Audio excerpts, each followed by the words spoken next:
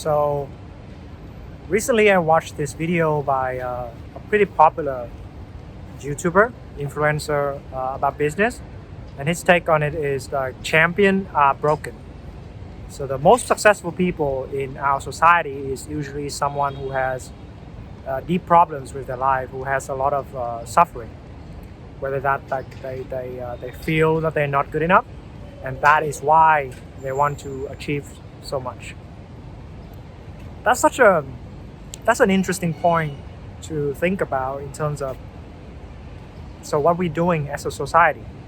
We look up to these people, and yes, when we look into the most famous people, most successful people, most celebrated people in terms of the business or academics, athletes, a lot of times those guys are kind of messed up or very dysfunctional.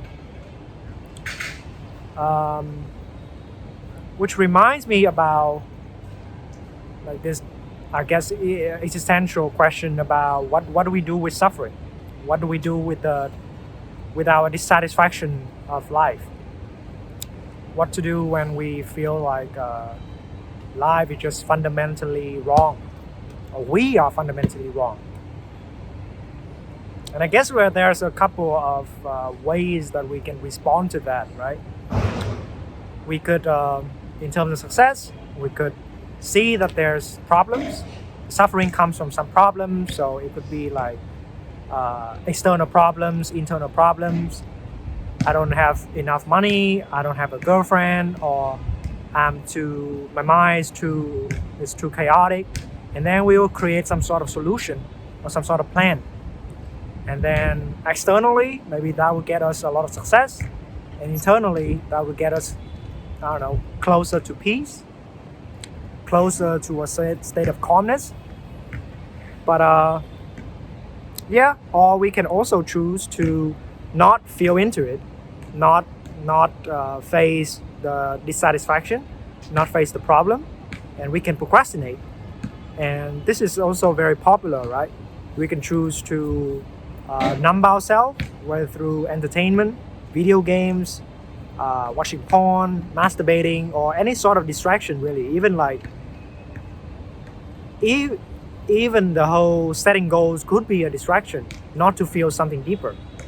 So yeah, even some people, I don't know if it's true or not, but some people joke about that Elon Musk would rather spend all his life getting to Mars than speaking to his dad, or something like that. I don't know if it's true or not, but it has a good point about the distraction could be the source of our achievement, the source of our success, the source that get people to respect us. It's an interesting point, right? So then it doesn't take much to calm down, sit down, slow down, and then ask ourselves, what is running you? What are you running towards, and what are you running from? Are you running? And a lot of times, me as well, we could say, we can look at ourselves, I can look at myself and see, oh, I'm running from something. I'm running from this discomfort. I don't want to face it. And so I make stories out of that. I get scared. I say that I don't want to do this right now, those sort of things. And then we ignore it. And then it's there, but we just ignore it and avoid it. And sometimes we can forget about it, but it doesn't mean that it's disappeared entirely. And that's how, like, I guess, trauma and those sort of things get formed, right?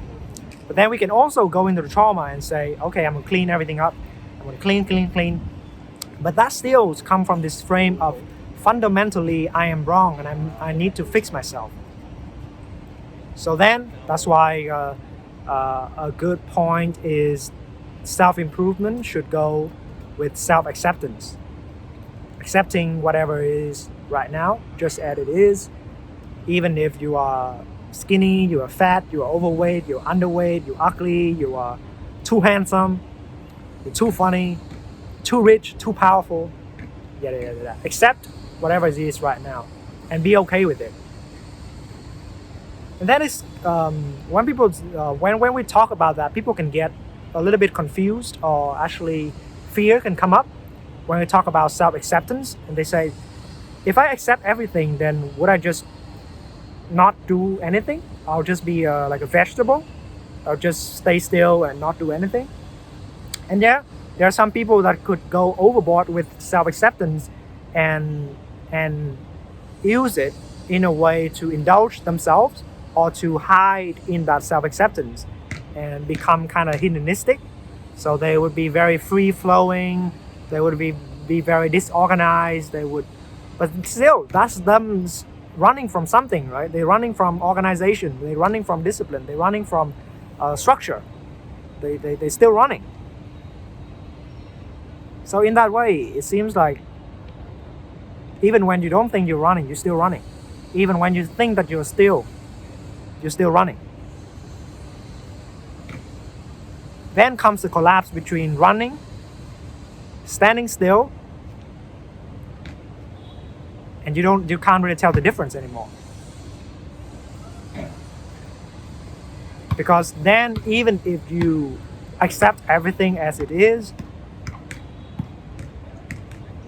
job still gets done, stuff still get made, productivity is still there.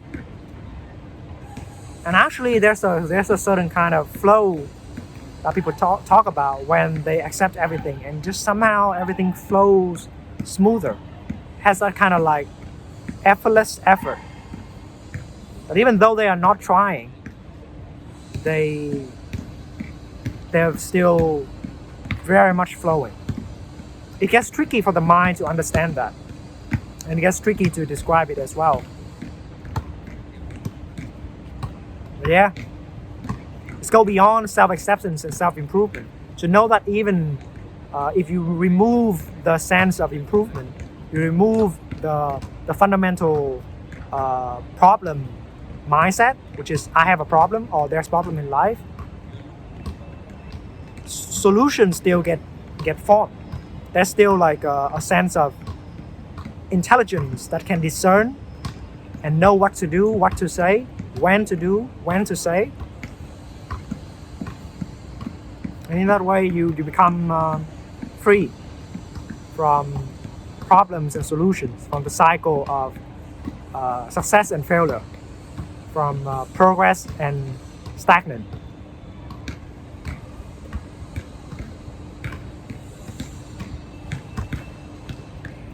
And to do that, it can be very simple as just, can you accept everything as it is right now? Even if you can't accept it, then can you accept that inability to accept? And then you just keep going. Accept even the inability to accept the inability. You just keep going. Just keep accepting, keep accepting. That's one way to do it. And just feel whatever emotion that's come up. Because a lot of time the procrastination is just about not wanting to feel, wanting to numb itself, numb the emotion. So you suppress, and life becomes bleak. Of course, you don't want to feel. So of course life's going to become bleak and bland. The other way is to distract yourself with dreams, ambitions, or entertainment, or whatever. That's still procrastination. It's a successful type. It's a type of procrastination that everyone agrees that you're still doing very great. That's the type of procrastination that leads you to become a workaholic. Or on the surface, you look great, but in closed door, like, you hate yourself. You hate your life. Which is very interesting how very successful people commit suicide. Actually, a lot of people realize they're suffering as terms of like midlife crisis or something like that when they got everything that they ever wanted, when they got all the external shit, when they got all the plans get done, and then now what? Oh, it's not lasting. I thought it's gonna solve this dissatisfaction with life for good. But somehow I don't have to face it. But no, it's still there. And actually then it's get very scary. Because then now what? More goals? More plans?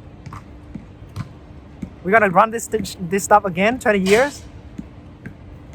that can crack a person. You can become deeply depressed.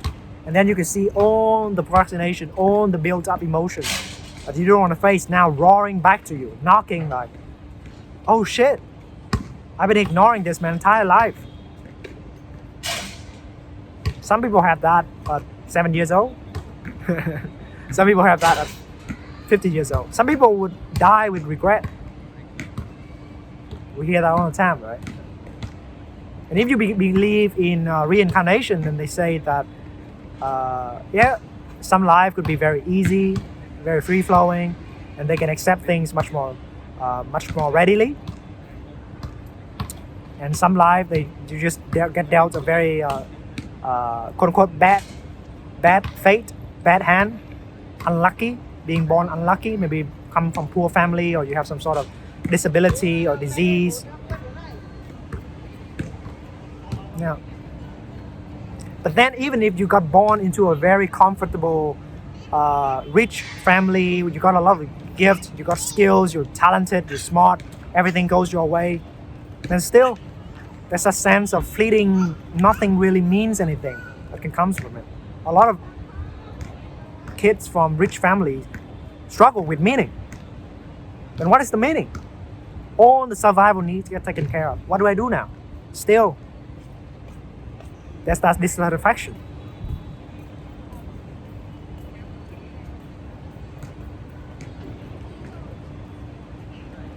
Still, we come into suffering. And then we gotta pick our